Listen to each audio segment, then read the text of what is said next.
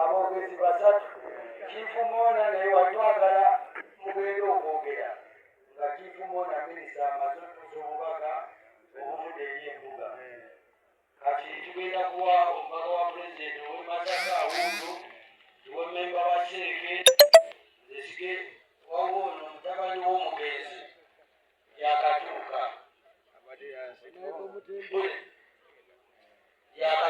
kasome tuwoono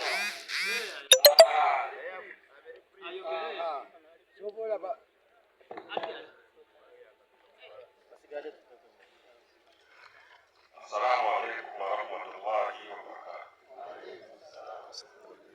Inna lillahi wa inna ilaihi raji'un. Abakungubazi ebisooka twetonda bataganyiza arrangement bategenda mu maaso naye bakuba nti waliwo kiteebereka awamu tutambulira ekiro kyonna twakawummula katikati wano twaje tukolera wala sijja kulangaga nnyo nga bwebangayikiriza bakamwafa badiini honorable minister our district n'abakulembeze mwenna okutiibwa byammwe amaanyi nze Ssabakati Hassan nga nze mutabani wa Isa Ssabakati omukulu ekisooka neebaza okuba nti muzze okutuyambako okuwerekera taata mutulaze omukwano ate tubale tukimanyi n'emikwano mingi ekiro tukimanyi temanyi wano nakasobola ebibandagala okukolerawo so twebaza kuba nti muzze naye nga neebaza ne Allah okuba nti yasobola okutuwa taata nga yekitaawe n'atukuza mu mbeera yonna gye yayitamu n'atuteekateeka paka wetutuuse tumwebaza Allah olwekyo kirawo taata kyatuwa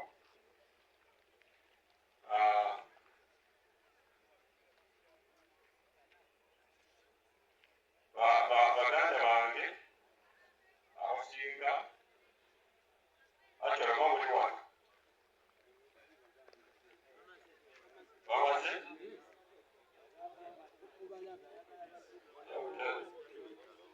oba mbaze tekirabuzi katika nene bale nikuwa kwebaza neebaza ekitongole kyenkola nakyo nkola mu kitongole ekya President's Office ekya ISO kinteeseteese okutuuka wendi na buli kibala kituuka ku muzeeyi ebimu ku byoba okuba nti ekitongole ekyo kize kinyamba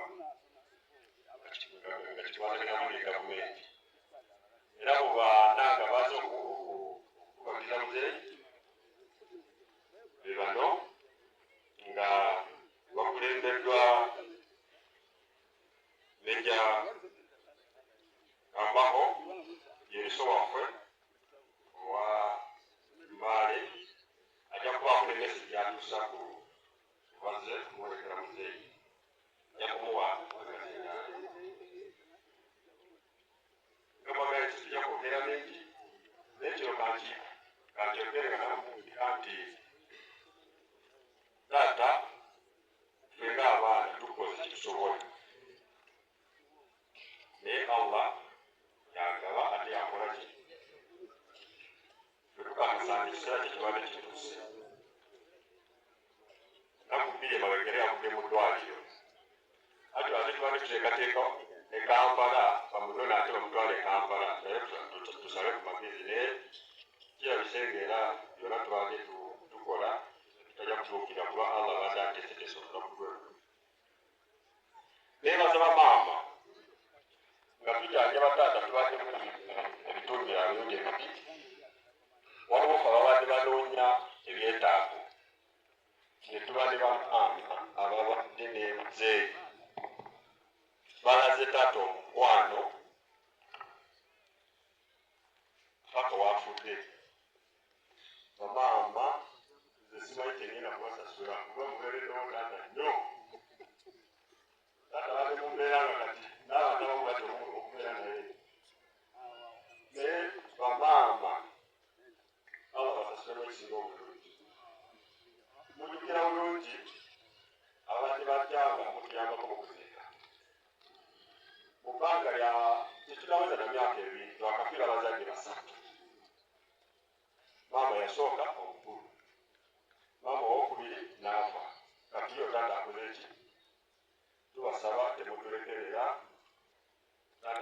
namwe mwengule otukumakuma n'okutugaizinga n'okutwagala bannange.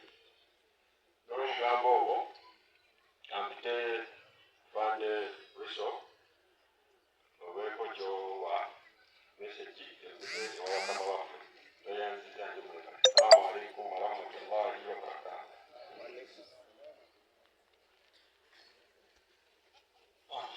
Abakungu baffe abaze tuyambako okuwerekera muzeeyi Sabakachi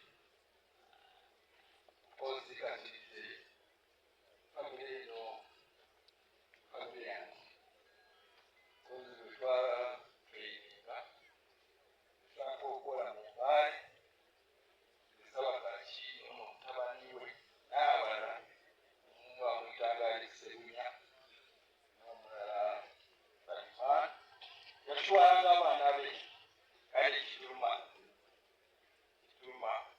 omuntu okulaba nga naye nga waliwo ebintu bingi byatuyigiriza naye buli waliwo abamugamba nga historical it is true abadde historical era yafuuka omukyala we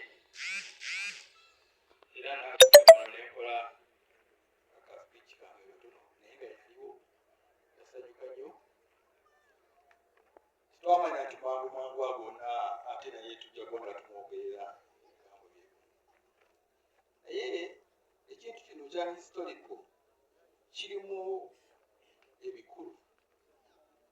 Waliwo omwami era naffe yakolagana naye ebiseera ebyo ono yatwala ebusoga Gariso badde nsaba abaddiramu emirimu gya muzeeyi ono tuleke kufa kawulira nti historical etulowooza just historical alina emirimu gye yakola. Badde nsaba mwami Wagongoba tuweerezeko katono ku mirimu gya muzeeyi ono gye yakola egyomanyi. Thank you so much. Bebulebe wanyala kweza kubaho nga historical irayo esama ndugu Riso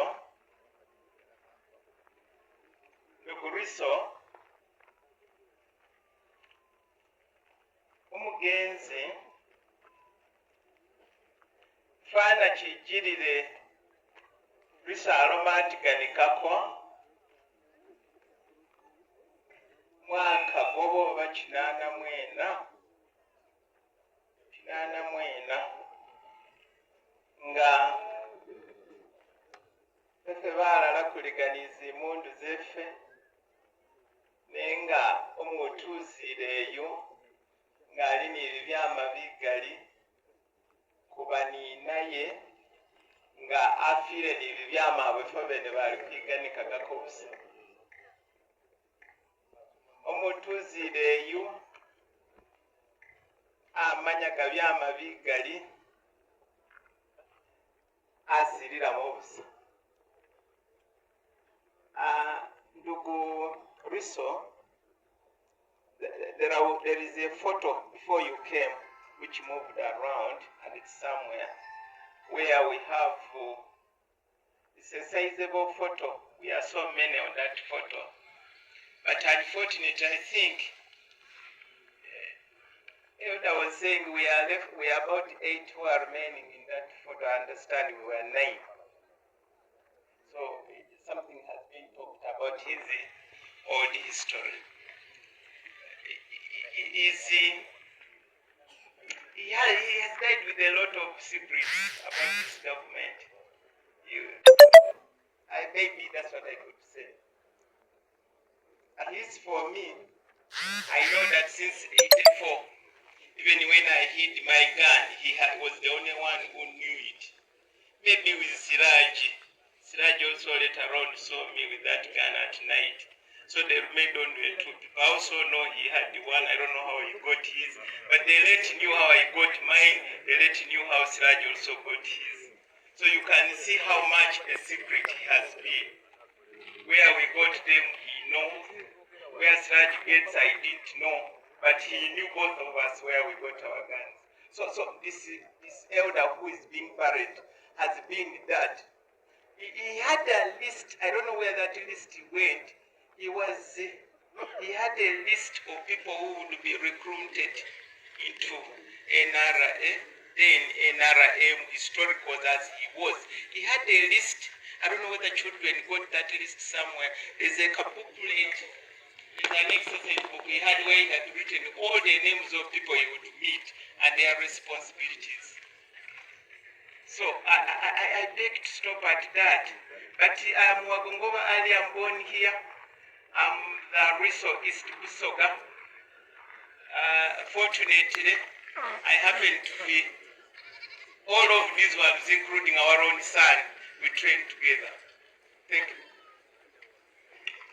Abaga history mujja kunsonyiwa twasose n'okuwaba because baatugambyeko nti babadde bagenda kusaba ku ssomero nga tetumanyi ddala so saakawulidde era mbadde naye nga nakawulirako so mbadde njagala abantu nabo basobole okukawulira because it is very important abantu ne balekera okuwulira historical nga tebamanyi kyekitegeeza omu ku balwani abalwanira emirembe wano mu kitundu so kikulu kukimanya nti naye yakola contribution ye ebiseera bituuse abaawo naye alina abaalese era abali mu bigere era tusuubira nti omulamwa gwatuuka ye ajja kuba bano abasigaddewo bajja kudda ku mulamwa bakole kyennyini kitwetaaga kale laba nga batugamba obudde naye naffe tuli baana awamuzeeyi ono agenze tulina obulimu bwaffe mu ngeri yaffe so mujja kusonyiwamu katono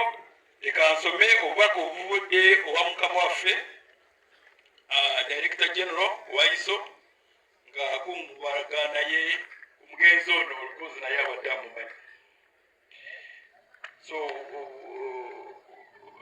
bigenda bwe biti biri mu luzungu the family of late